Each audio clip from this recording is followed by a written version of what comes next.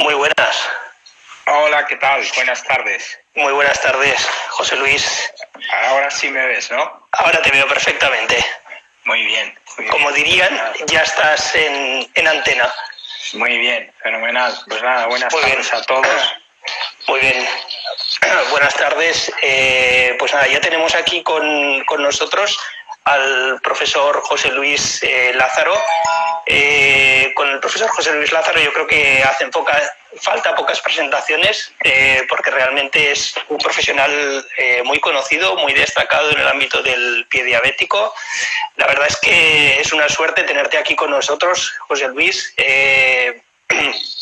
Dar las gracias a todos los que estáis conectados también. Perdón, y una vez más esto, ¿no? En estos jueves con Instagram Live hemos tenido también en las semanas anteriores dos ponentes de excepción, la doctora Elena Conde y también Nuria Serra. Esta semana, la tercera semana, tenemos al profesor José Luis Lázaro. La verdad es que muy contento de poder verte, José Luis, de poder estar aquí contigo en este ambiente más informal. Ya veis que estoy en el salón de casa, por lo tanto huimos un poco de los formalismos y es más una conversación que ni mucho menos una ponencia o un webinar o alguna cosa de este tipo. Bien, José Luis, quería dar unos minutos porque sé que se está conectando bastante gente. Veo que tenemos gente también de Latinoamérica, de Portugal, por lo tanto estoy seguro que todos están ansiosos de poder oírte. Yo quería preguntarte si me oyes bien. Sí, perfectamente. ¿Sí? Yo te oigo bien. No sé, ¿tú me oyes bien a mí? Sí, perfecto. Muy bien. Fenomenal. Bueno, José Luis, pues la idea de hoy era esto, es decir, poder saber un poco de ti, poder saber de cómo está siendo este periodo para la atención al paciente diabético.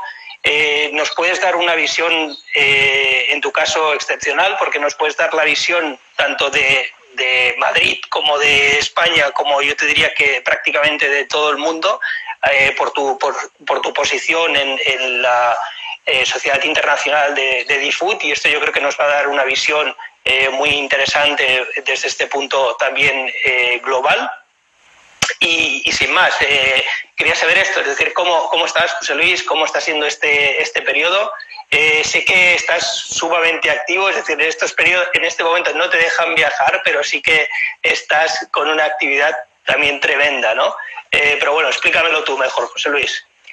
Bueno, buenas tardes a todos y en primer lugar muchas gracias por la invitación. Es un placer colaborar en esta iniciativa.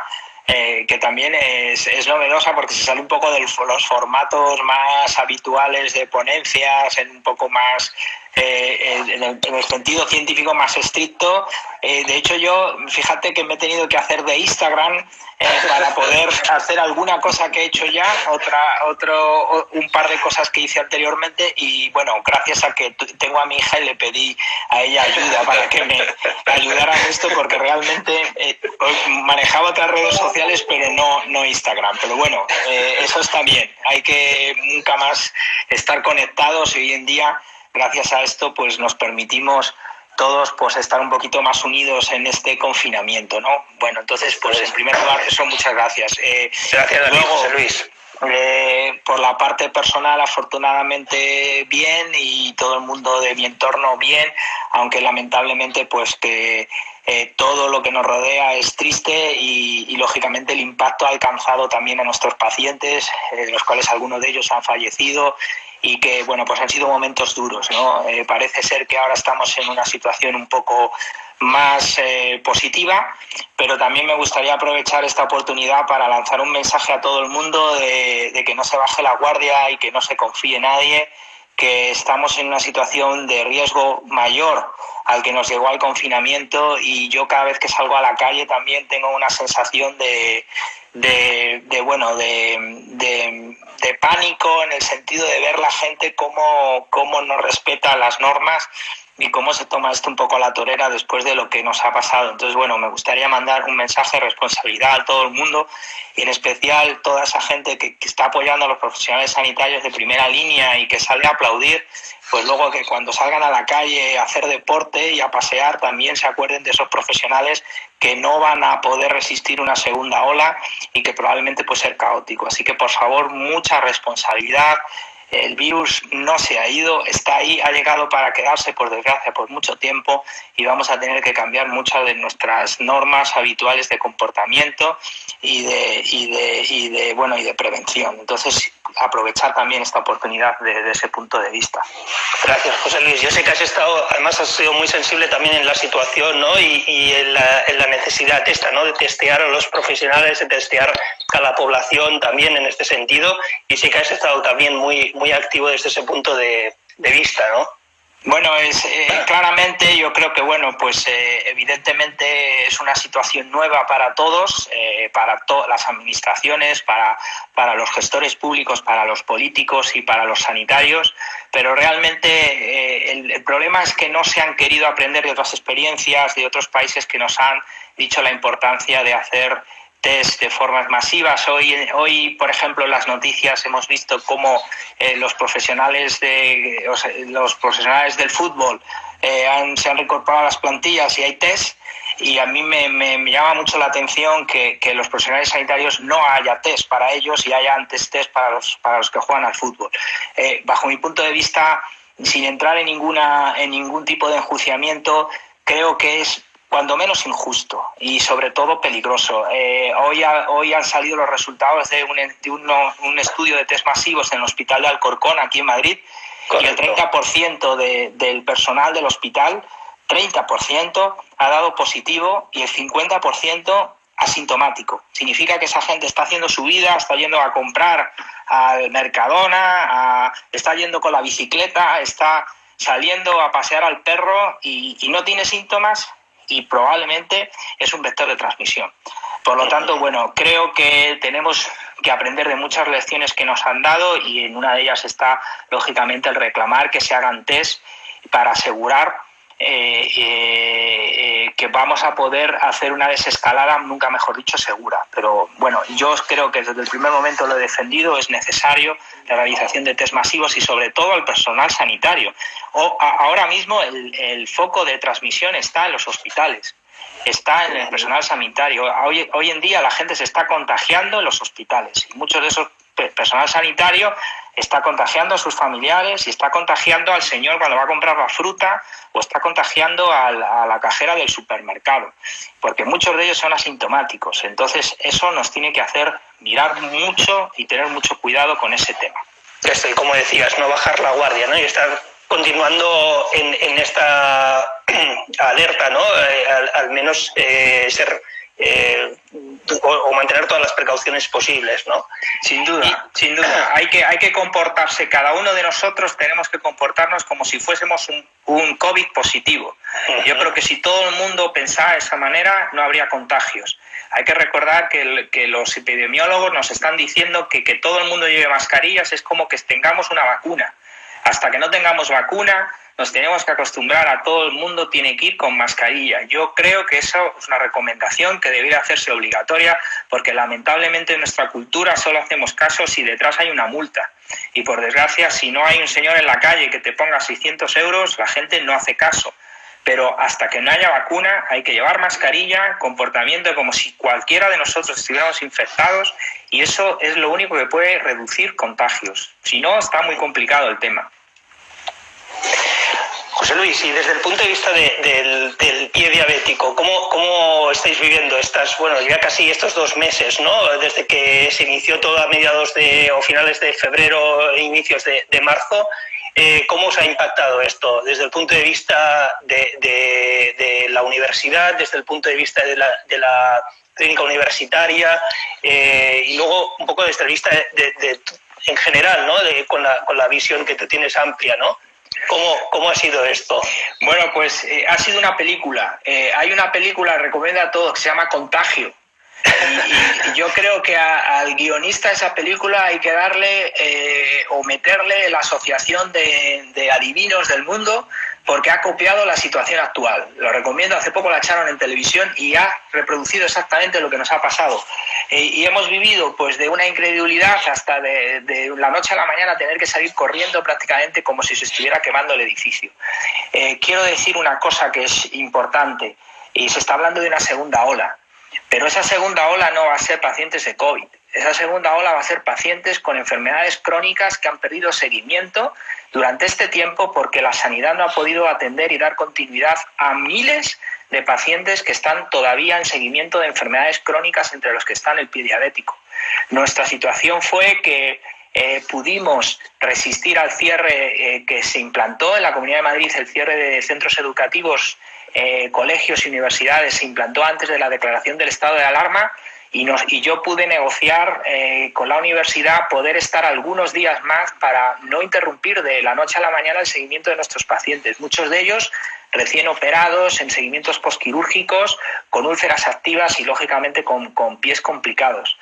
Después de casi una semana, 10 días, en los que pudimos darles un poco de continuidad, vino el choque absoluto en Madrid. Esto fue lo más parecido a una guerra sin bombas y sin tanques, pero exactamente fue igual, porque los heridos como las bajas en el frente iban llegando a los hospitales, y todos los hospitales en Madrid, prácticamente creo que no hay ninguna excepción, se convirtieron en COVID, lo cual hizo que todas las unidades de pie diabético en Madrid se tuvieron que cerrar. Yo estaba en contacto con profesionales del Hospital de Alcorcón, del Hospital de Alcalá de Henares. Además, han sido sitios donde ha habido un aumento de incidencia, un golpe fuerte de pacientes con COVID, y todas esas unidades se han cerrado y se han recolocado la mayor parte de esos especialistas para atención de pacientes con COVID, y se ha dejado el seguimiento.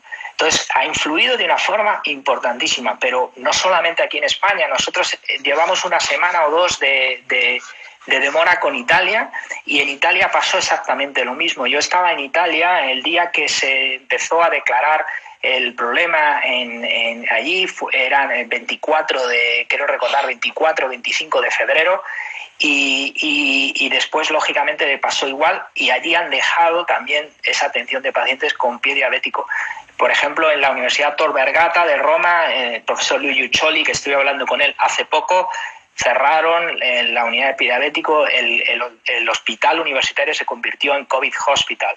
Estuve hablando en Francia con Eric Cheneville, ha pasado exactamente lo mismo, y en muchos otros lugares. Quizás la excepción ha sido el Reino Unido, en el cual yo he mantenido algún contacto con profesionales de Manchester, del King's College en Londres, y allí han declarado digamos, asistencia preferente a pacientes con pie diabético, y lo han mantenido. Pero creo que en el resto del mundo, por desgracia, sigue siendo el pie diabético una cenicienta, y estos pacientes han tenido que sufrir la pérdida de seguimiento. Entonces, eso lo hemos vivido mal, y lógicamente hemos tenido que fabricar o idear alternativas que han sido pues métodos de teleasistencia, de seguimiento, de estar en contacto con ellos. Yo creo que lo hemos conseguido la mayoría de ellos, y por desgracia en otros hemos recibido la noticia de que han fallecido porque durante todo ese problema se contagiaron y murieron por contagio por COVID, pacientes frágiles con comorbilidades, donde lógicamente un contagio era fatal. Y bueno, hay que reinventarse, y yo creo que estamos en esa era, ¿no? Y ahora no es para mañana, sino para de aquí a un tiempo medio largo. Vamos a tener que cambiar la forma de ver a nuestros pacientes y de hacer seguimiento, ¿no? Porque... Y en esto, José Luis, te quería preguntar, ¿ahora tenéis ya intención de retomar la actividad en la medida que sea posible, o ya la estáis retomando o así? ¿Cómo lo estáis enfocando? Sí, ahora mismo estamos, bueno, ya sabes que el gobierno ha decretado unas fases de desescalada, y entonces, bueno, pues nosotros el lunes que viene iniciamos la reapertura, pero lo que tenemos que hacer es una evaluación de riesgos laborales y una adecuación de instalaciones, porque nosotros tenemos unas particulares por nuestro centro. Pero esperamos que de aquí a 10-15 días podamos restaurar la actividad. En principio lo tenemos fijado el 25 de mayo. La vuelta a la actividad asistencial y vamos en nuestro centro a poder atender a los pacientes con úlcera de pie diabético. Entonces, por una parte estoy contento y yo tengo que confesarte que el primer día que decretaron el cierre del centro yo no dormí porque pensé en mis pacientes y pensé que los dejábamos abandonados y qué va a pasar con estas personas, ¿no? Bueno, afortunadamente tuvimos un margen de maniobra y eso nos ha enseñado a cómo educar al paciente y a otros profesionales que han tenido que dar una asistencia diferida, a enfermeras de atención primaria, para hacer el seguimiento de estos pacientes, ¿no? Claro. Y José Luis, hablando un poco de esto, es decir, por ejemplo, en algunos centros de salud también, obviamente han mantenido la asistencia, pero en algunos otros también han quedado cerrados temporalmente, ahora se están volviendo a reabrir y demás, y están recibiendo pacientes seguramente con heridas, pacientes con pie diabético. ¿Qué tres signos de alarma tú dirías, José Luis? Es decir, cuando la enfermera ahora está recibiendo el paciente con pie diabético y tiene una herida, ¿en qué tres cosas le deberían preocupar a ella como para derivar al paciente o para enfocar otro tipo de atención en ese paciente? ¿Qué signos de alarma habrías, José Luis? Bueno, yo creo que si siempre hemos insistido en la importancia de atención primaria en pacientes con atención de heridas crónicas y en particular con úlceras de pie diabético, ahora mismo se van a convertir en protagonistas. Lo que hay que pensar de aquí en un futuro es que a estas personas y las enfermeras de atención primaria hay que formarlas y hay que educarlas y entrenarlas muy bien en este tipo de pacientes. Esto ya no va a ser prácticamente, ¿qué te diría yo? No, es que me gustan las heridas, no, es que van a ser protagonistas de primera mano en el seguimiento de muchísimos casos de pacientes con úlceras de pie diabético y úlceras crónicas. En relación a los signos de alarma, estamos trabajando en una estrategia a través de DIFUT y un grupo de jóvenes académicos, en el cual también está la Fundación Urgo ayudándonos en estos proyectos educativos. Y estamos trabajando en el desarrollo de algo que hemos llamado una toolbox, en castellano es una caja de herramientas para enfermería de atención primaria. Y lo que vamos a darles es una serie de herramientas, nunca mejor dicho, para cómo moverse con estos pacientes. En relación a los signos de alarma, yo creo que fundamentalmente las dos preocupaciones que tiene que hay tres complicaciones que pueden provocar o pueden poner al paciente en un estado de gravedad. Una es la infección, otra es la isquemia y otra es el pie de Charcot. Y eso está relacionado un poco con los tres ataques de pie que están muy bien definidos en lo que fue la publicación del Foot Attack del King's College de Londres, que describió que había tres ataques de pie, el de infección, el de isquemia y el de pie de Charcot. ¿Qué tres signos tiene que ver? Yo no diría tanto que son tres, sino esas tres complicaciones hay que evaluarlas. Y evaluarlas significa pues registrar cualquier tipo de signo que esté relacionado con que el paciente tenga un empeoramiento de la isquemia, con que tenga un desarrollo de una infección o que tenga un desarrollo de un pie de Charcot. La infección y el Charcot comparten signos inflamatorios, por lo tanto vamos a tener una manifestación clínica inflamatoria en su expresión. Dolor, calor, rubor, tumor, y en especial tener atención a pacientes que presentan dolor o que aparecen con sensibilidad. Estos son los signos clásicos. Pero yo, que esta pregunta me la han hecho tantas veces, al final creo que lo que debe mirar una enfermera que ve regularmente al paciente es vigilar que no exista un empeoramiento progresivo de la úlcera. Ese empeoramiento progresivo lo puede identificar muy bien un profesional que sigue de forma frecuente al paciente y que está relacionado con un deterioro del lecho de la úlcera. Significa que el tejido de granulación se decolora o se hace friable, un aumento, un incremento del exudado que probablemente se va a visualizar con una maceración perilesional y en tercer lugar, un despegamiento de los bordes de la herida. Yo diría que esas tres características por decirlo de alguna manera, son claves a la hora de evaluarlo. Ver las características del lecho, coloración y consistencia, en la producción exudativa, si se ha incrementado y si macera la piel perilesional, y el despegamiento de los bordes de la herida. Esas tres son claves. Si se detectan, hay que pensar en que hay carga bacteriana no controlada y probablemente esa úlcera se va a infectar. Es importante recordar que el 40% de las úlceras del pie diabético se infectan mientras las tratamos. Significa, no viene el pie infectado, sino que se van a infectar durante el tratamiento, y son muchas. De 4 de cada 10 pacientes se infectan durante el curso de tratamiento, y yo creo que esos tres signos son claves. Excelente, excelente. Sí.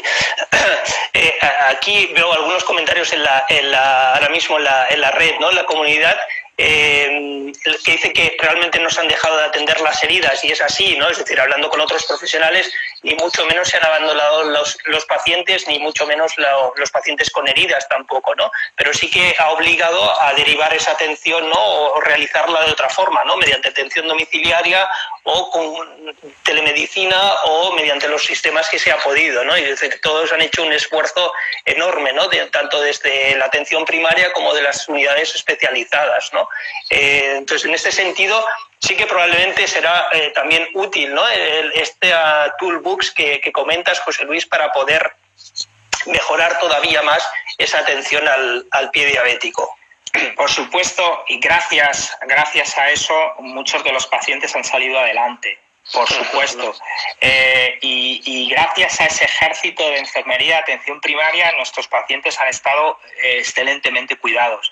Y el agradecimiento es infinito para muchos de nosotros que perdimos el seguimiento, y creo que los pacientes, lógicamente, es incuestionable. Por supuesto que sí. Lo que hay que pensar es en dos cosas que se están ahora poniendo en duda, es los recursos. Hay que dotar a esa enfermería de atención primaria de recursos. Creo que debemos de entrar en una era que nos hemos acostumbrado a ser muy conformistas con las imposiciones de la administración frente a la petición de recursos. Y ahora, si cabe, tenemos una ventana de oportunidad, por lo menos que nos escuche la sociedad, para pedir recursos para esa atención primaria. Esa atención primaria necesita recursos. Esos recursos son materiales y humanos. Porque claro, ahora mismo ponían aquí, se ha multiplicado por 2 la atención domiciliaria. Claro, pero ¿cuánto tiempo puede durar esa atención domiciliaria con esa sobrecarga laboral de estos profesionales? No puede, porque estos profesionales ahora están trabajando sin vacaciones y sin descanso y echando más horas que nadie. Pues hay que dotar a esa atención primaria con recursos humanos y con recursos materiales. Porque siempre se nos está cuestionando, yo que vivo en la administración pública sé lo que significa comprar un bolígrafo, y tienes que hacer un protocolo para comprar un bolígrafo que al final acabas yendo tú al Carrefour y te lo compras tú mismo, porque es absolutamente una auténtica locura y un disparate. Nos hemos metido en una deriva con el argumento del coste y de buscar siempre la mejor oferta, que lo que ha hecho es devaluar los recursos que tenemos en la sanidad pública, y eso hay que defenderlo y hay que reclamarlo. Y ahora mejor que nunca se ha puesto de manifiesto que tener buenos recursos significa tener buenos resultados.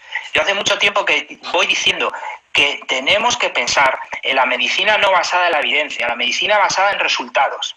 Porque los resultados son los que nos dicen si somos mejores o peores. Hemos estado muchos años diciendo que somos el mejor sistema sanitario público del mundo. Sí, tenemos los mejores sanitarios del mundo, pero no el mejor sistema. Y eso es lo que tenemos que intentar cambiar. Pero claro, los sanitarios no tienen la forma de cambiarlo, pero hay que reclamar. Entonces, ahora, esas enfermeras que están, ¿eso qué necesitan? Necesitan una formación y una formación adecuada al tipo de pacientes que van a tener, unos recursos suficientes y unos materiales que les permitan tratar a estos pacientes en las mejores condiciones posibles.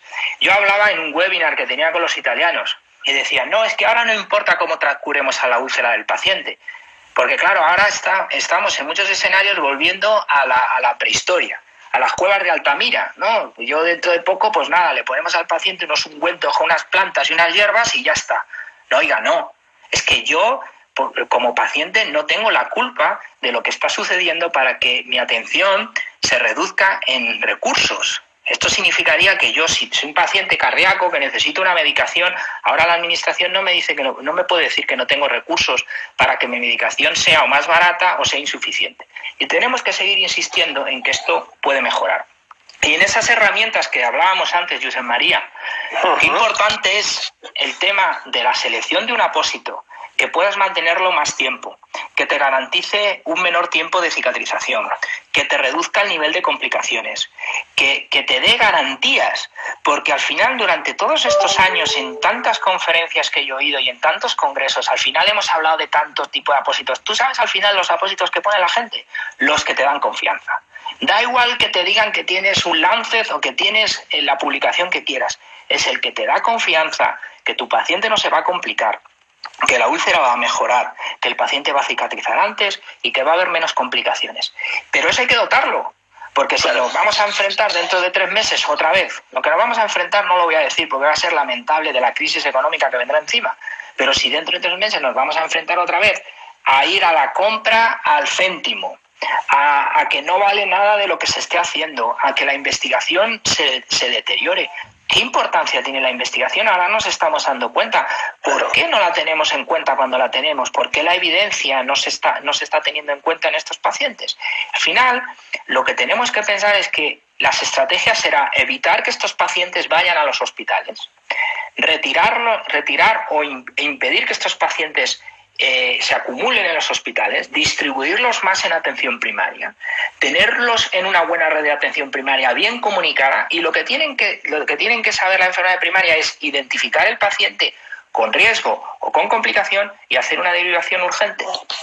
Ahora más que nunca eso es necesario. Sí. No, y he sacado un tema, yo creo que, José Luis, que también es importantísimo, ¿no? Y más en este momento, es decir, lo que comentabas, ¿no? Más que la medicina basada en la evidencia, la medicina basada o la atención, ¿no?, de salud basada en los resultados, ¿no? Es decir, en esto, ¿no? Realmente has sacado, por ejemplo, el tema de los apósitos, ¿no? Es decir, apósitos que realmente te den un buen resultado, que ese resultado esté demostrado y que te puedan dar, por ejemplo, una cicatrización más temprana, ¿no? Y ese resultado poderlo medir en unidades como pueden ser la cicatrización, ¿no? Y no en aspectos quizás más clásicos como pueden ser la absorción o conceptos de este tipo, ¿no? Sino en resultados, lo que ahora llaman medidas de resultado de la práctica real o medidas de resultado del mundo real, ¿no? Es decir, aquello que realmente impacta en el paciente, ¿no? Es decir, que quizás una absorción mayor o menor no llega a ser tan relevante, pero sí que es muy relevante, obviamente, cerrar la herida por completo y cerrarla cuanto antes, ¿no? Y entonces esto yo creo que es muy importante lo que has sacado, ¿no? Es decir, enfocar esa atención en el resultado final, ¿no? Es decir, en qué voy a conseguir mediante esta cura. Y José Luis, desde este punto de vista, ¿no?, también de lo que comentabas, es decir, de esa importancia, ¿no?, de que la enfermera de atención primaria sea realmente es una pieza clave, ¿no?, también como ya lo viene siendo, es decir, en la atención a las heridas crónicas y obviamente tanto en la prevención del pie diabético como también en la cura de ese pie diabético.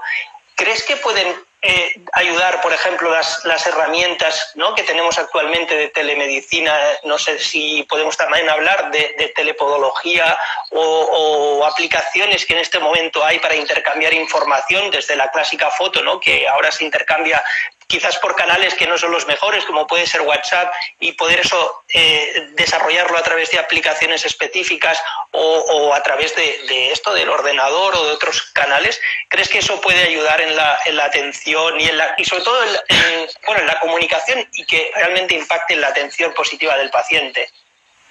Yo sé que tú eres un enamorado de la tecnología, José Luis, por eso te lo pregunto, es decir... Sin duda.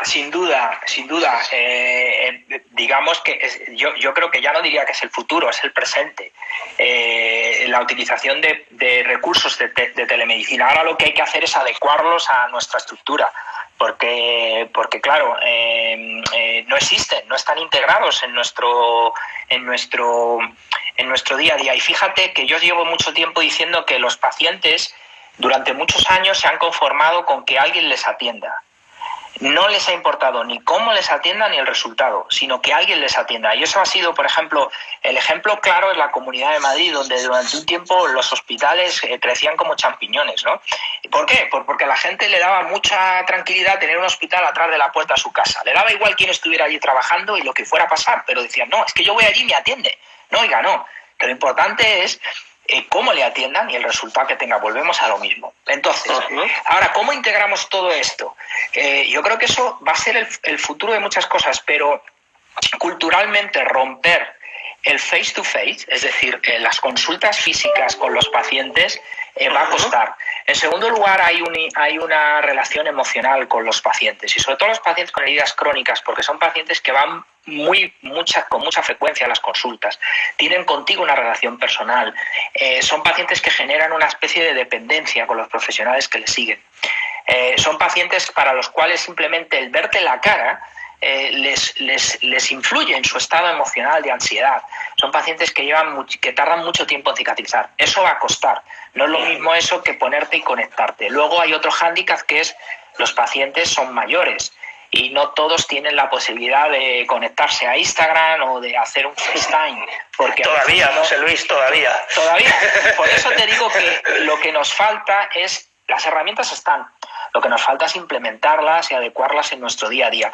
Yo creo que no tardando mucho se van a potenciar muchísimo las teleconsultas. Ahora ya hay muchas plataformas que te permiten hacer teleconsultas con los pacientes. En vez de tener al paciente sentado al otro lado del escritorio, lo tienes al otro lado de la pantalla y las preguntas suelen ser iguales. Ahora, por desgracia, en el paciente que necesita una administración de cuidados, como es en el caso de la herida, y que eso es una competencia enfermera, siempre va a tener que haber una enfermera que administre ese cuidado y que haga esa vigilancia de ese paciente. Lo que creo que hay que potenciar es no ser tan paternalista con el paciente, darle más margen a esa frecuencia de revisiones tan frecuentes, confiar más en esa red de atención primaria y luego sí estar conectados. Y quizás la primera fase sea más fácil conectar no tanto con el paciente, sino con esos profesionales, con otros profesionales de referencia. Es decir, una enfermera de atención primaria que pueda tener una aplicación para inmediatamente intercambiar contigo una información y recibir una asesoría. Eso no es, yo creo que no es, desde el punto de vista técnico o tecnológico, no es suficientemente complejo, pero tenemos que ir más allá de una aplicación que me mida la herida o que me saque una foto o que me dé. Tenemos que ir a algo más relacionados con lo que ahora estamos viviendo, inteligencia artificial, que una cámara sea capaz de leerte lo que yo te he dicho antes, que sepa capaz de ver si esa úlcera tiene los bordes despegados, el lecho decolorado o con poca consistencia y la piel lesional macerada. Eso es muy fácil para una cámara hacer un patrón de identificación de imágenes. Y eso puede dar muchísima información y también conectar a esa red que está en comunitaria con centros referentes para recibir digamos, asesoría en determinados casos. Y fíjate, ahora en un proyecto que nosotros estamos haciendo de cambiar o adecuar el Fast Track Pathway, el circuito de derivación rápida que implantamos o que definimos hace poco más de un año, ahora lo que estamos haciendo se va a tener que fomentar mucho un teletriaje. Es decir, lo que sí es verdad es que al paciente va a haber que llamarlo antes, va a haber que hacerle una información, va a haber que recoger una información antes y va a haber que, digamos, dirigirle antes de verle físicamente. Pero todo eso hay que organizarlo y claro, todavía queda tiempo de trabajo. Pero bueno, estamos en ello con algunas iniciativas. Ajá. No, y estoy de acuerdo contigo, José Luis, que probablemente la tecnología ya está en ese sentido, ¿no? Y esta parte de la inteligencia artificial que está evolucionando de manera tan rápida, seguramente que estas cosas las puede hacer, ¿no? Es ponerlas en marcha y aplicarlas en este ámbito, ¿no? Entonces, claro, totalmente de acuerdo contigo, ¿no? Por aquí alguien también comentaba ahora mismo en el chat que hay abierto el hecho que tú mencionabas, ¿no? El de empoderar al paciente, empoderar a la familia, que probablemente más que esta actitud paternalista, ¿no?, que a veces se puede tener con ellos, realmente, pues eso, ¿no?, se les puede dar este papel más activo dentro de sus cuidados y dentro de sus decisiones en salud, ¿no? Y sobre todo esto, lo que antes comentabas, ¿no?, de enfocarla a la obtención de un resultado, no a determinar unos cuidados sin un objetivo quizás, sino más a este resultado final, como puede ser esta cicatrización y en el menor tiempo posible, ¿no? Claro, porque además es que esas estrategias de empoderamiento que ya han demostrado en otras enfermedades que permiten o que consiguen una mayor adherencia terapéutica, una mayor responsabilidad del paciente y mejor comportamiento. Fíjate que ahora, con casi todos los profesionales que estamos contactando y con nuestros pacientes que estamos siguiendo en teleasistencia, hacemos todas las semanas más de 70 llamadas telefónicas, fotos con WhatsApp, FaceTime con nuestros pacientes ulcerados. Bueno, pues lo que nos estamos dando cuenta es que una parte muy importante de ellos van mejor de lo que nosotros pensábamos. Yeah. ¿Qué ha cambiado? El paciente es más consciente de que necesita una autodisciplina sobre ciertas cosas, cumple mucho más las recomendaciones que se le dan y sobre todo está mucho más prevenido a que no le pase nada, porque sabe que si le pasa algo tiene una doble complicación. Tiene que ir al hospital, que ahora mismo es un foco de contagio, y tiene que ser manejado a lo mejor por un equipo que no va a tener la suficiente, por decirlo de alguna manera, enfoque de atender al paciente en el contexto determinado. Por eso yo creo que eso es básico. Aumentar Y antes, perdona, antes comentabas también algo del tema de Fast Track. ¿Qué es esto del Fast Track o esta herramienta de Fast Track que mencionabas anteriormente? Bueno, hace aproximadamente un par de años que se hizo un proyecto por Fundación Urgo y un grupo de jóvenes académicos en Europa y en DFUT International hizo un proyecto para sacar un documento que se llamó Fast Track, que era un Fast Track Pathway, que era en castellano un circuito de derivación ágil, de tal manera que daba recomendaciones acerca de cuándo derivar al paciente y en qué tiempo había que derivarlo para evitar complicaciones. Ahora estamos trabajando en una adaptación del Fast Track y lo vamos a llamar el Fast Track COVID, porque lo tenemos que adaptar a los tiempos de COVID y probablemente hay que hacer algunas adaptaciones. Por poner un ejemplo, ahora mismo la fiebre, a mí esto también me hace mucha gracia, ¿no? Porque ahora mismo la fiebre es un síntoma de COVID, pero la fiebre también es un signo de muchas otras enfermedades y de la infección lo es. ¿Qué hacemos con un paciente que tiene fiebre por una infección de pie diabético? Imagínate que ese paciente llega al centro de salud y dice que tiene fiebre. Bueno, ese paciente ya va a estar etiquetado con una posibilidad de tener un contagio. Hoy salía en la televisión que en Roma han puesto señores con un casco para medir la temperatura de los viajeros. Pero el señor puede tener fiebre porque tenga una gripe normal, o porque tenga una amigdalitis, o porque tenga una úlcera de pie diabético. Eso es, un infección en el pie. Entonces hay que adaptar esos patrones a las nuevas circunstancias. Probablemente habrá que hacer un triaje adicional al paciente para descartar si esa fiebre viene de un foco o de otro. Pero, ojo, que eso es un nuevo hándicap que tenemos ahora en los momentos actuales. Entonces, ese circuito de derivación lo que intenta permitir es que el paciente se derive. Yo creo que son dos dimensiones. Hay que derivarlo en tiempo y forma. Significa, en tiempo, que cuando el paciente esté complicado lo antes posible, y en forma cuando verdaderamente lo necesite. Y ahora ahora más que nunca es necesario evitar las derivaciones no justificadas. Es decir, si el paciente no tiene que ir al hospital, que no vaya, porque probablemente si va tiene un riesgo ahora en el momento actual que vivimos y probablemente en el futuro de tener un contacto o un posibilidad foco de contagio. Por lo tanto, hay que intentar restar a ese paciente que vaya a esas consultas. Y evitar esto, totalmente de acuerdo. Y José Luis, ya estamos casi llegando al final y te quería también hacer alguna pregunta que está llegando a través de aquí del chat.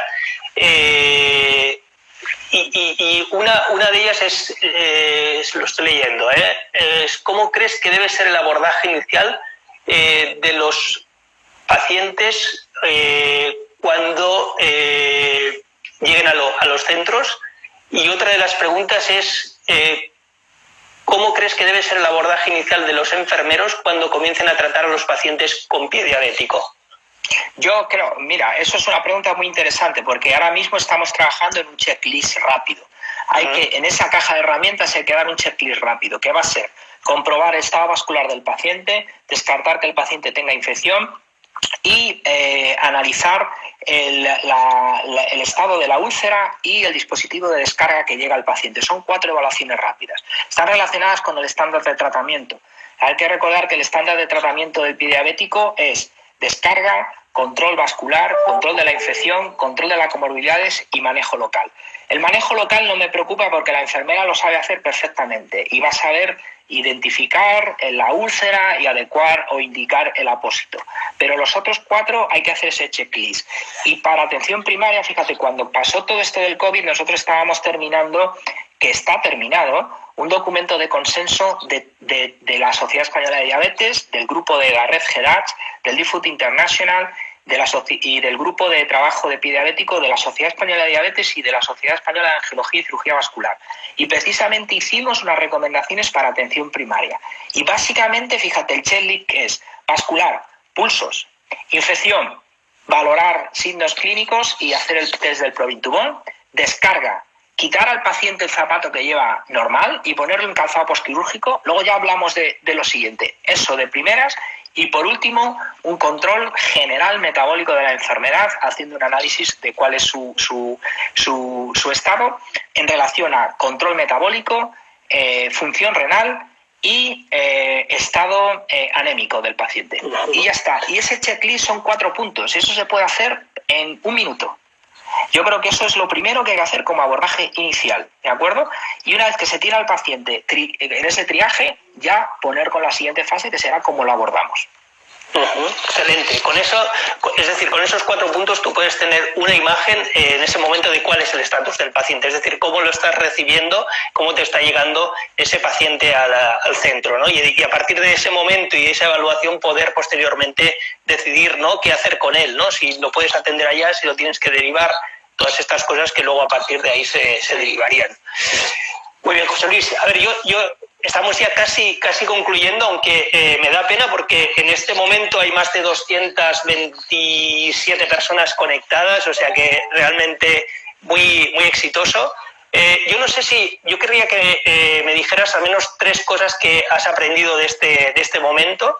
Yo un poco de la conversación contigo ahora, yo con qué me quedaría, es decir, que realmente atención primaria continúa siendo sumamente relevante, lo ha sido durante todo este periodo para poder atender, ¿no?, a esos pacientes que estaban con heridas que no se han podido atender en otros lugares y realmente se han atendido en atención primaria, ¿no? Y la enfermera ha buscado la manera de no perder el contacto con ese paciente y seguirlo, e ir a su domicilio, estar en contacto a través del teléfono de la manera que ha sido posible. Esta es una. Otra, muy importante, ¿no?, lo que has comentado, es decir, de enfocar la atención, ¿no? Y a partir de este momento nos damos más cuenta todavía de lo importante que es la evidencia, ¿no?, de lo importante que es pensar en qué puede realmente mejorar la herida de un paciente, ¿no?, y destinar los mejores recursos, ¿no?, que como tú decías anteriormente no tienen por qué ser los más económicos, sino los mejores recursos para dar los resultados más óptimos y en el menor tiempo posible, ¿no?, porque en este momento también es importantísimo poder cerrar la herida cuanto antes para evitar, ¿no?, que este paciente pues se demore su cicatrización y posteriormente realmente empeore o tenga que ir a un centro hospitalario y ahí, como tú decías, puede ser foco de infección para otras cosas. Y el punto de empoderar al paciente, ¿no?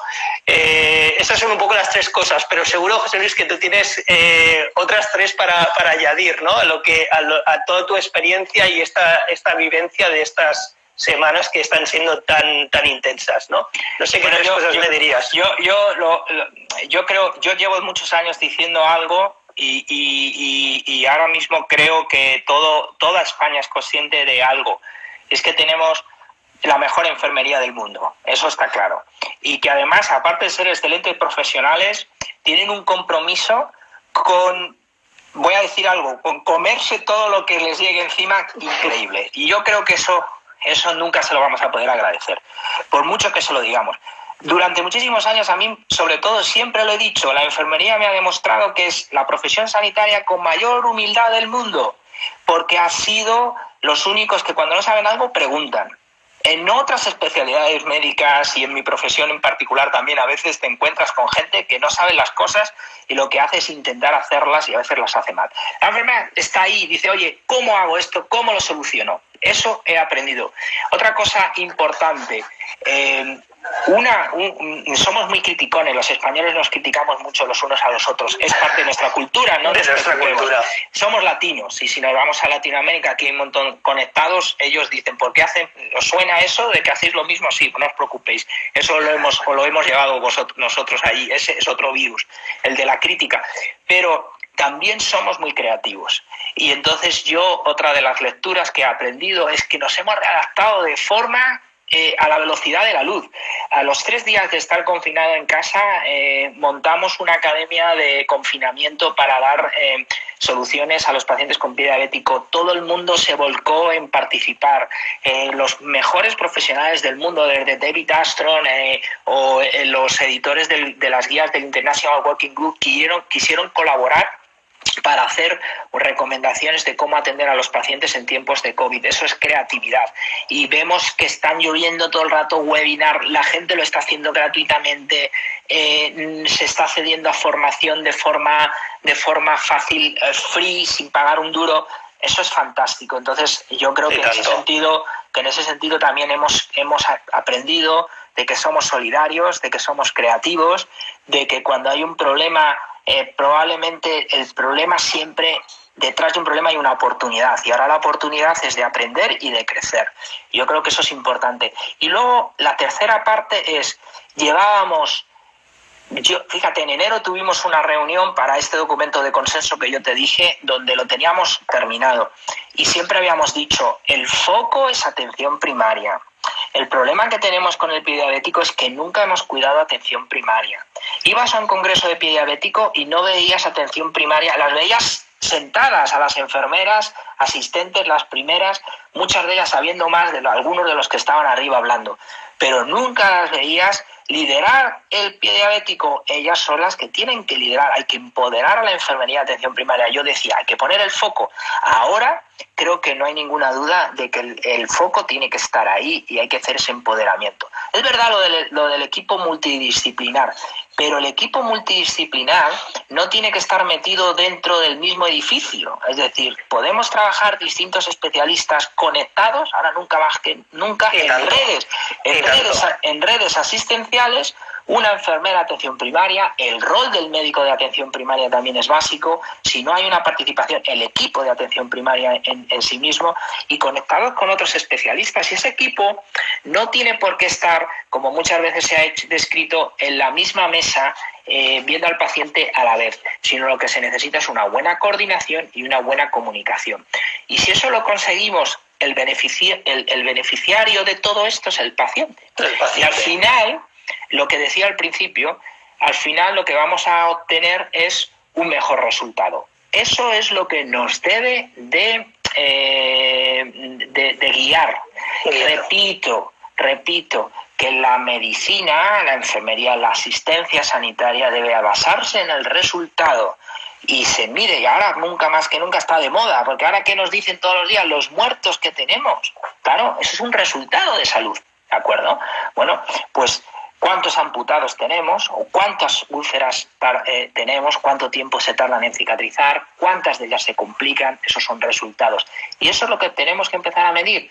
Estoy seguro que si hacemos un esfuerzo en empoderar a esa enfermería, esa atención primaria, al equipo de atención primaria, nuestros pacientes y todos vamos a mejorar. Estoy seguro, José Luis. Bueno, de hecho, súper interesante lo que explicas, como siempre. Me gusta verte así con esta energía y reivindicativo como estás. porque estoy seguro que esto va a ayudar, ¿no? Y de ahí, ¿no? Tu liderazgo en la atención al pie diabético, ¿no? Y preocupándote por el paciente y por mejorar esa atención y cómo coordinarte con otros profesionales, ¿no? Porque lo que tú dices, al final lo importante es el paciente y conseguir el mejor resultado para él, de la manera que esto, ¿no? Que se permita trabajar entre profesionales.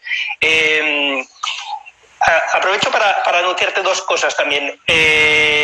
La primera es que el próximo 12 de mayo, la semana que viene, es el Día Mundial de la Enfermería. Probablemente ya lo sabías, pero sí, aprovecho también para hacer el recordatorio.